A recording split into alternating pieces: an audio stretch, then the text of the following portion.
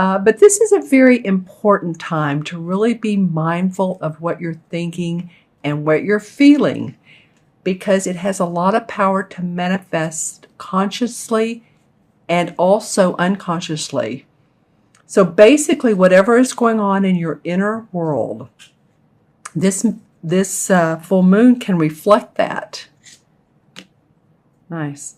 It can reflect that, and it can be a little bit volatile. The moon is in Aries, which that's not really the issue. There's some other planets that are aspecting it and arguing, and so really, it's a day or two period. Emotions are going to feel a little up and down. One minute you might feel like you're doing great and you're up, and the next minute you may feel like a little bit like, wow, I don't know, how I feel about this or some situation. But try to stay on the positive path, as I say, because this moon is really called the power of transformation, because it's going to be about pushing yourself through the discomfort zones of life. So whether this is in a relationship of any kind, personal, professional, or whether it's financial, or hearing some news that you're disturbed about, you can just push through it, stay positive. It's sort of like the example I give is say you haven't exercised in a while. You used to, and now you're thinking, hey, I need to exercise, getting ready for the holidays and want to get trimmed before the holiday parties, or because I know I'm going to be eating too much. Maybe I'm thinking of myself. So, when you exercise, you push yourself maybe that extra half mile of either walking or if you're a runner, whatever you're doing, or maybe you're even, lifting a few weights to make your muscles more defined, and it's good, obviously good for your bones as well. So, it's a little sore, a little painful the first few days, first few weeks, but then you keep pushing towards your goal and you start seeing the fruits of your labor. A more defined body, more defined physique, feeling better about yourself, better posture, want to eat better foods, thinking positively. So that's an example of how this moon can be. It's about pushing through what doesn't feel exactly comfortable, but coming out the other end because you have feeling more victorious and successful, and it being worth it to you. All right, Gemini. So now on to your tarot part of your reading, which, my oh my, I love these 3 cards. To be honest, you guys are about this, so I'm about halfway through, or halfway done with the videos for the mid-month. And they've been fairly positive for most signs. There's been a couple here and there that just a little bit of cautiousness. But, not to be sugary on these readings either. I do, however, like to stay positive when I talk to clients. I feel like that is the better of the 2 roads to go. It attracts more positive. Like attracts like, right? So I'm looking down at these 3 cards. I'm like, wow. Gemini, you'll have to leave me some comments below, because I'm going to start with the first one. And this is the 8 of Wands. And the 8 of Wands cards, this one's a little bit different than what you normally see in traditional tarot. Usually you see 8 wands flying through the air. So it usually indicates quick movement, literal movement, like moving. And that could be home, office, business, sudden changes, new opportunity. It's a positive card. It means quick or sudden changes or rapid movement. It could be physical. I mean physical as in your body.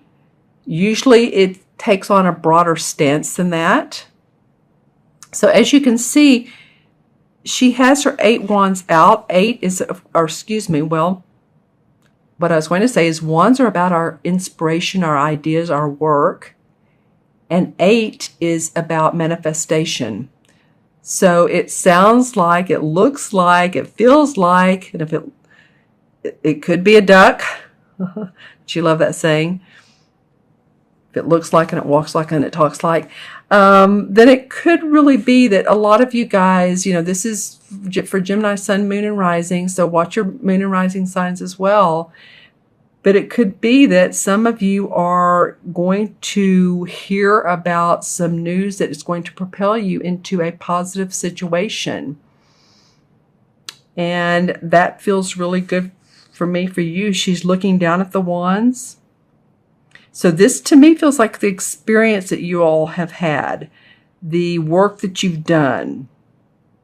There's yellow flowers around it. And look how there's yellow flowers here. So there's victory. This is the Ace of Swords. So there's victory and success around this. Love this mouth. This mouse is trying to get his head up to this sword. And the sword has sort of a pentacle handle. So this feels to me like it's about your money, your property, your finances. That you're seeing, you have new ideas, because swords are about ideas, our thinking. And she's facing this. So it could be that this move, this news, this whatever's come through, maybe even your email, your inbox. Someone's maybe asking you to do some work for them. Could be a new client. Could be news of new employment, an offer of employment. Comes through your inbox. But there's victory and success around what ideas you have around this. And I just have to go to this third card. This is the Six of Wands. So you have 2 wand cards here. And the Six of Cards is about being acknowledged, either publicly or, not just with a small group of people. Usually to me, it feels like you're rewarded, you're acknowledged, you're given the the green light to do additional work. People have faith in you. They have confidence in you. The only caution about this card is sometimes ego can feel a little bit large. Because if people are saying, wow, that's, you've done a great job, that's pretty amazing, good for you, then you just want to watch out for the ego, because there are other people that are maybe not in the same place, the exact same place that you are. So it's about receiving with a humble attitude. And then here you can see, it looks like just regular, like what you'd call town folk. And then here's looks like soldiers. So this guy is really being held up to high standards. And he's standing out with red. Look at this red amongst all the rest of these neutral colors. And then the red in the air. And red to me is oftentimes movement, energy, confidence. It goes along with in numerology, the number 1. Also goes along with first chakra. First chakra is all about feeling secure in your finances, feeling secure physically. So each card, what I like about this is each card looks to the next. The 8 of Wands, is like there's sudden news or news to move physically or, in a job or whatever. And this is great ideas. And this mouse is looking over this guy who's being celebrated. So I like these cards for you, Gemini. Again, if make sure to watch your rising and moon signs as well. Sometimes people have been saying that their moon signs have been the most accurate. So just make sure you watch for all. Okay, so the Knight of Rods. All right, well, this particular second half of the month seems to be about your work, Gemini. The clarification cards that came up were the Knight of Rods. So this knight is fiery, oftentimes, or feels fiery. Could be a Sagittarius, Leo, or Aries, or have the aspects of, okay, I'm ready to do it, I'm ready to go. And sometimes makes too quick of decisions. So just be on the lookout for that. But the feeling is to me that you all have wanted to see things happen. You've been ready to go, go, go. You've been working, working, working. Why are things not happening quicker? Come on, come on, come on. And it looks like there is some success around what work you have put in because you've been working awfully hard. Well, the second clarification card that came up, remember, this is too funny. Remember how I was talking about the 8 of rods normally has 8 rods flying through the air? Well, this is what it normally looks like. And this is the 8 of rods in this deck. And this is what it normally looks like. So it came up as a clarification card. Feeling like you guys, well, there's going to be some movement or in and around you, you yourself.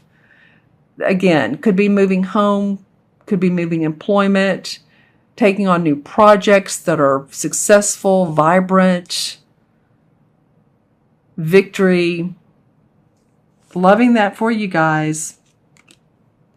You know, I've had comments before that my readings, what was the comment? Is you not enough of the bad stuff. But again, I like to stay on the positive path, and I'm not really sure what there is to say, except for watch the egotistical part of this.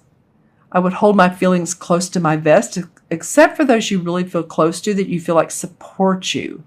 Because sometimes when we give our opinions or our desires, our dreams, or we talk to other people that don't support us, then there can be a little bit of feeling of either jealousy or they're not with us.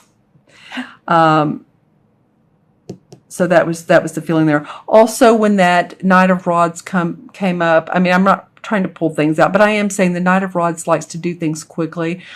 That to me was a clarification card that felt like that you all have almost boiled over with working on projects or plans or work, and you've stepped over yourself sometimes working so hard, but apparently there's some success to come out of that.